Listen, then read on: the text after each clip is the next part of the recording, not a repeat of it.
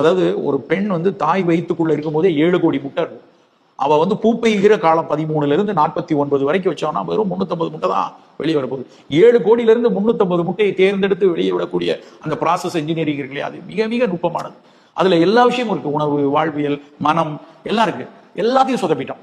So இதனுடைய பிரச்சனை தான் அந்த பெண்ணுக்கு வந்து அந்த முட்டை கரெக்டாக 14வது நாள் மெச்சூர் ஆகி உடைகிறது நடக்க மாட்டேங்குது. அதே மாதிரி தான் ஆணுக்கும். அந்த ஆணுடைய விந்தணுக்களினுடைய எண்ணிக்கை ரொம்ப ரொம்ப குறைந்து கொண்டே இருக்குது. அதனுடைய இயக்கம் குறைந்து கொண்டு இருக்கிறது. அப்போ அங்கெல்லாம் சரி பண்ணல. சின்ன பிள்ளைகள், ஒரு பிள்ளைய வந்து நீங்க நீட்டுக்கு படின்னு குத்துன்னு குத்துறப்பவும் அவனை சேர்ந்தே அவனுடைய அந்த விந்தணுக்கள் பெருக்கக்கூடிய தன்மையும் குறைக்கிறீர்கள் என்பதை உணர்ந்து அந்த தாயார் அந்த வேலை செய்யணும். அந்த ஒரு பெண் அழுதுட்டே இருக்கிறா, கஷ்டப்பட படிக்கிறான், 10ஆம் கிளாஸ் படிக்கிறான் அந்த பிள்ளை. 11க்கு அவளுக்கு காலையில இருந்து ராத்திரி வரைக்கும் ஒரு கிளாஸ், 11 சாயந்தரம் 5ல இருந்து 9 வரைக்கும் நான் போய் கோச்சிங் போறேன், காலையில 6 5 மணிக்கு இப்படி பண்ணு. அந்த ஸ்ட்ரெஸ்ல அந்த ஓம் அஃபெக்ட் ஆகும் இல்லையா, அதை யாரும் இன்னைக்கு புரிய மாட்டாங்க. அவ 26 வயசுல அவ டாக்டராகவே ஆயிடுவா. அதுக்கப்புறம் 26 வயசுல அந்த பிரச்சனையை சந்திக்கும் போது தான் அதனுடைய சிக்கல்.